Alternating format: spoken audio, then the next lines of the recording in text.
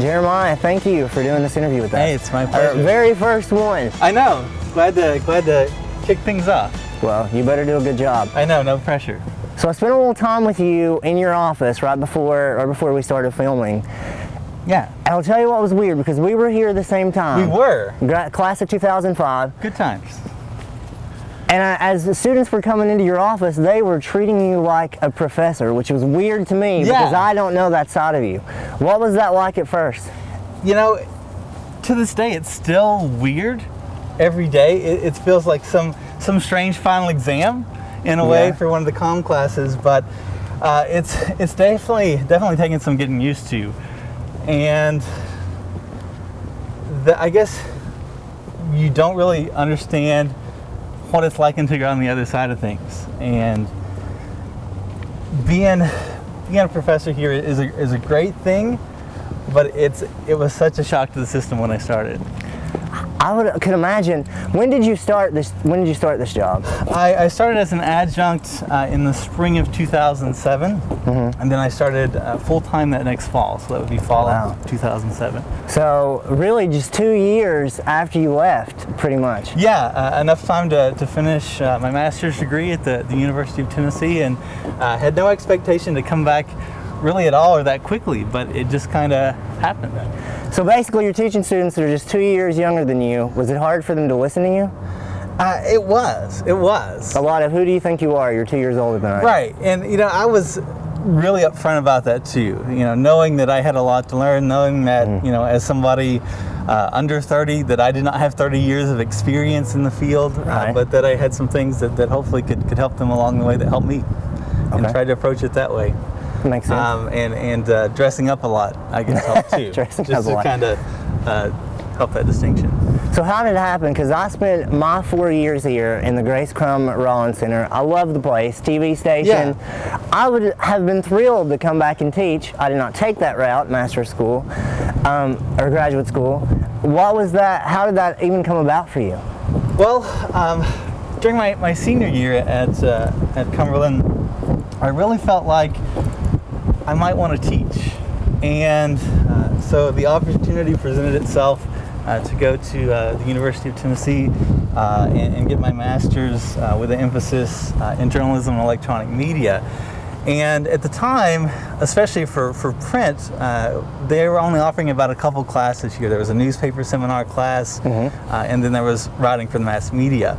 And so I guess apparently during the time I was gone, which was a relatively short time, there had been some student interest, people wanting to take more of those classes, and just not the right person to fill that gap. And so I was talking to Dr. Keith Simmel, the chair of the communication department. Obviously you know who that is. Yeah. And really just trying to figure out what I was going to do. And so he mentioned, hey, there might be an opportunity to come back. And that was, like I said, not on the plan or anything like that, but it seemed like a good idea. Carolyn, who was my fiance at the time, was still in the area, so I was like, yeah, that'd be great to be closer to her and to get some teaching experience. And it was the kind of thing that when I started, I thought, well, you know, this adjunct position, it's only for a semester, and then we'll wait and see what happens. Never expecting anything full-time to kind of shake out of it, but more of a chance for me to come to teach a journalism class that hadn't been taught before, as maybe a stepping stone to something else. And it turns out the stepping stone was coming back.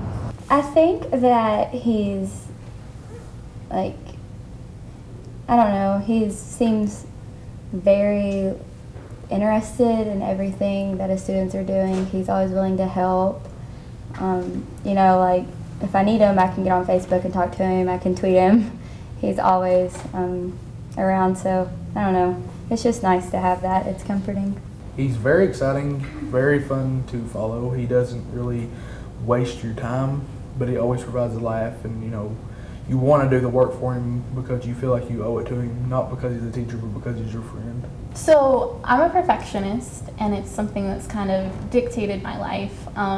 But through working with Jeremiah, he's really helped me like overcome that and to, you know, see my own strengths and to work with what I have without trying to be, you know, the best at something, but still showing me that I, you know, have skills to work with, and it's been really helpful. Something else I want to ask about that I'm kind of curious about. When you first started, so you spend 4 years with these professors that you have to answer to and turn in papers on time, and they give you good grades or bad grades, and now you're working with them. What was that like? Well, yeah, thinking of them as co-workers, oh my goodness, you know? Yeah. Because it was just a couple years ago when I was stressing out in their classes. But they were the most kind, gracious people, and thankfully I had done pretty well, by and large at least, in the department. So it wasn't as awkward if I had flunked out of all their classes and then been hired. But they really made it easy, because I was very weirded out at calling them by their first name. And I was going to ask about that. I don't think I could. It's still hard. Like, I have to practice at home, basically, and say Mary Ann instead of Miss Worthington, for example. You practice at home? Just initially. It's not like a daily routine or anything. No, you don't get up and you're brushing your teeth. Okay, Mary Ann, Keith. Well, that's but that would have worked. What do you like most about being a college professor? I think just seeing how people change. I mean, obviously nobody's the same coming out of college as when they came in, and so just being a part of that, and I think really being able to encourage people is a big thing, because I mean, for me, I was the first person in my family to even go to college, and so to teach college is something that I'm always really excited and proud about, and to see somebody learn something, especially a skill maybe in a journalism class or something like that they didn't have before, and to see them graduate being really a master at that craft, and knowing that I at least helped a little bit is so rewarding. Just since 2005, which to me has not been that long ago. Right. I have some friends that live in the dorms, and they're like, most people don't use their phone extensions. Yeah. I was like, really? Because I could not imagine. I mean, that's what we did. Call each other. Hey, you ready for lunch? Yeah. You had to figure out how to answer the double beep. Yeah. Crazy. And checking the answering machine is something that I still miss, because who called me while I was out, doing whatever. Yeah. And now it's like, it's on my cell phone. Or leaving prank, greetings on other people's answering machine. Or really strange voicemail. So when somebody called, they would have to figure out that it was me. That was one of my favorite things. And also, you cannot walk up and down a dormitory hallway without hearing that AIM beep on Instant Messenger 500 times. I don't even think people use that anymore. No. Isn't that sad? I know. Because, I didn't have a cell phone during college. And, obviously no Facebook for us. And it wasn't that long ago. I know. And it's so different now. Facebook came, I was a graduate assistant, so that was in 2005, 2006. That's when Facebook came. I studied abroad the summer before that in England, and this girl was like, do you have Facebook? And I was like, what? What would you say, other than going to class and your comm classes and that kind of thing, did you learn anything like socially that might make you a better professor now while you were going to school here? That's a good question. I think one of the things to keep in mind is, just remembering that everybody is important and has a story worth telling, and just the importance of really encouraging other people. Because I had a lot of friends that were so encouragement, during those difficult times that come with college, and now that I'm in a position to teach and instruct, to lose that. But obviously I'm grading stuff, but also to really help support people and point out what they're doing well in their talents, I think really helps me. And that's something that I learned socially also, especially as a freshman, really quiet college freshman, and I think the more time I spent here, especially as a student, just opened up more and more, which has obviously helped me now get in front of a room of people that I don't know on the first day of class and talk to them for about an hour. Do you still get nervous at that? Every time, especially the first day, because I don't know these people and they don't know me, and you want to make a good first impression, and you only got one shot. So yeah, definitely still get nervous. All right, now we've made our way here to the lovely BCC. Yeah. Let's also want to ask, do you have any funny stories from the time that you were a student here? The first thing that comes to mind is one of those snow days that we got substantial snow. And being from just about an hour and a half west of here, I forget that there's people that have never seen snow before. And so I don't know, help me out. It might have been like our sophomore or junior year. But I remember people taking the trays from the cafeteria and sledding down that hill down here. It's not even really a hill anymore. Right, right. And just thinking like they're going to die. And watching them, but not taking a part of it. And plus, the further south that they're from, the more they freak out when it gets cold. And the thinner the coat they have is too. So like, I have a jacket, and it's like the thinnest winter coat ever. And then something else that comes to mind is on April Fool's, my junior year, my roommate Jared and I wanted to prank the guys living next to us, and so we didn't want to like ruin their day or anything, but we wanted to just start their morning off right. And so I remember we got like a whole roll of duct tape, and we entirely duct taped the entire entrance to their door, so when they woke up in the morning, they couldn't get out without like busting through it. And I remember like sitting in the hallway like forever, because they always went to bed so early. And that night they were up talking till like 2 a.m. and I remember sitting in the hallway thinking like, when this guy's going to sleep so we can duct tape their door. You know, when are we going to be able to duct tape the thing? And that was just great. You know, because we heard them scream when they woke up with laughter. That's funny. That's happened to me in the freshman dorm. Wasn't me. Also, a lot of people wouldn't know, you met your wife here at Cumberland. How did that happen? You know, it was definitely a God thing, I think. The only other person from my high school that came to Cumberland the same year, her name was Mandy, and she ended up having Carolyn as her roommate. And so I had been friends with Carolyn's roommate since like 8th grade. Like we sat together in like history class and had been friends all throughout high school. And so she kind of introduced us and said, you know, you guys should date. And at the time, we're like, we don't even know each other. And so we met, I guess, in the CAF, and ended up getting a summer job together, I guess the summer after my junior year at a summer camp, and really got to know each other then and started dating my senior year. So it was an interesting thing because I had kind of already written it off because it was the end of my junior year. You know, obviously. You'd already written her off? Already written the idea of finding my future spouse in college. I'm like, okay, I'm in like year 3 of 4. Haven't found, you know, that significant other. It's just not going to happen for me during college, and that's fine. And then, right when I had pretty much decided that is when we met. So. Okay. Yeah, I see now what you mean, but that's a God thing. You're almost giving up, Jeremy. Yeah. I mean, not giving up on dating, but during that season. You know. What are some of the organizations that you were part of when you were here? You know, I was involved in the Sidewalk Chalk drama team that was... and I don't think do they still do that? I don't think they do. You know, BCM does a lot of neat things, and I think they may even have a drama team, but it's not the same vibe. Just redesigned it probably. Yeah, as Sidewalk Chalk. I mean, obviously I was involved in the campus newspaper, not knowing that I would eventually advise the thing when I came back. And was managing editor there. I did some camera work at UCTV 19, probably filmed some of your shows. Did you ever, I thought you directed some of Patriot Talk. I did some floor directing. Okay. So I did a little bit of that. Had a lot of fun on the radio, still have a lot of fun on the radio. It's one of the best, I guess, perks of being back is being able to be back on WCCR. And so I guess those are probably the biggest things that I was a part of. And something else we can kind of mention, our freshman year is when 9/11 happened in 2001. Right. What do you remember about that day on campus? You know, I remember I had two roommates my freshman year, and I remember they both came back from an earlier class and actually woke me up and said, oh my goodness, you've got to turn on the TV. This plane has hit the World Trade Center and they don't know what happened.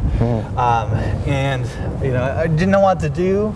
So I remember just getting ready for class and watching the TV at the exact last moment until I had to race off to New Testament class. And I remember everybody just feeling scared and frightened and all those things that I guess everybody felt. And I remember Dr. Young just reading from Psalms very briefly, talking about how the Lord is our shepherd. He said a quick prayer of encouragement and protection over us. And then sent us on our way to just go spend time with people we loved and encouraged us to just call our families. And I remember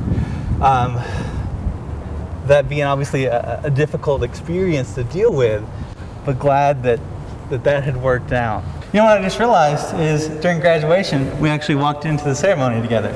Really? Yeah, you don't remember? No, I don't. Thanks a lot. Well, I mean, no offense. This is what I remember about graduation. I remember there was not a speaker, so everybody was like, yes, we get out of here fast. But I was like, really? This is my college graduation. I could probably drag this out this is the one. For an hour or so. And then I remember, I'm not going to iron my gown. Who's going to iron their gown? And remember big, tall Patrick that was on the basketball team? Even he took the time to iron his gown. So there I am in this wrinkled gown, and everybody else is like dressed to the nines. I was like, I maybe should have done this differently. Right. Okay, so the next thing we're going to do is a segment called UC Rapid Fire. And I'm just going to name some things, and I want you just, if you can remember it, do it just as fast as you can, okay? So the first thing we'll look at, and we're approaching your office. Are we going in here? Sure, we can do that. Okay. Maybe a tour. Would you be cool with a tour? We can. We can do that. So this is my office with all my pop culture memorabilia and pictures of a family and a lot of toys. And this is where the office hours magic happens. Let's get this. That's the Jeremiah that I remember from college. Yeah, that's me. A little more hair. Yeah. Tiffany Carby, who was the editor of The Patriot at the time, made that for me as kind of like my senior award from them. And I remember that spring semester, my last semester, that they had stolen this name plaque, and it was driving me bonkers because it was. I think I remember that. Because I remember just going around talking to everybody. Have you seen this thing? Like, who would steal, that has my name on it? It doesn't really work for anybody else. And then finally at the awards night, them giving it to me and just laughing hysterically, and obviously, the Jeremiah Award is something I gotta have in my office. And if I remember correctly from the awards banquet, that Master DJ plaque from 2005, didn't that come with the lightsaber? It did. And so, while I haven't figured out how to put it on the wall yet, I still got it. I love it. Yeah. So thankful for Dr. Simmel giving me the lightsaber. These are great. Yeah. The lightsaber is obviously great too. That's a good memory. I'm glad we brought that up. Yeah. All right, so let's play. You can sit down and we'll play. Sure. Rapid fire. First question, I'm just going to make these up off the top of my head. First, your dorm number, not your extension, your dorm number freshman year. Do you remember it? I don't. It was, I would guess 110. It was the big. Which dorm did you live in? I was in Mahan, and I was in the big room downstairs. To the right, so it was the big to the right. Room, so because my first semester I was in room 113. You were probably, was it on the far end? It was as soon as you walked through the hallway doors. Okay, on the, what would that number be? I can't think. I used to know the patterns. I used to know it. Like, do you remember your extension? Not a clue. Okay, name a meal that you liked in the caf. Because everybody had something that they liked, whether they want to admit it or not. I remember really liking having cereal a lot. I remember, that sounds odd, but growing up, I had cereal all the time. And so, that was a huge selling point. There's always cereal. So, there was always cereal, and that was always a good fallback. Yeah. Do you remember the mashed potatoes on Sunday brunch? Sunday brunch was always good. I would probably buy those mashed potatoes. Always good. Yeah. Let me see, what else can I think of? Do you remember your very first class ever? I do. I remember I had Spanish 2, and was really kind of thrown by it because they were like, "Oh, you've had so many years of Spanish in high school, you'll be fine." And realizing, oh wow, I don't really know much Spanish at all. And it was a really early class too, so it's like, okay, 8 a.m. Let's try and do this, and I got through it. Who was the first person that you met, the first student that you met, and you can just give me their first name in case they're not cool, and tell me, are you still in contact? Actually, one of the first people I met was Jordan Britton, who we were talking about earlier today. Jordan won't care if we mention his name. He'll probably hit replay on the video over and over again so I can hear his name. But hello, Jordan. Hey J-Man, and I just remember because I was in marching band my freshman year, and so really? there was just a few of us. I did not know that. Yeah, I played the trumpet for a brief amount of time, and just meeting him, because we all got there, I guess, in time for whatever the first practice was. Because they come early, don't they? They do. Okay. They do. I guess about a week early. So I remember meeting him, and we've been really close. He was in my wedding as one of the groomsmen, and so we've kept in touch. So obviously that first meeting worked out all right. All right, well, Jeremiah, I want to thank you again for agreeing to do this with us. Hey, this very first episode of Remembering UC. Hey, it's been thank my you very pleasure, much. Jonathan. Thank you.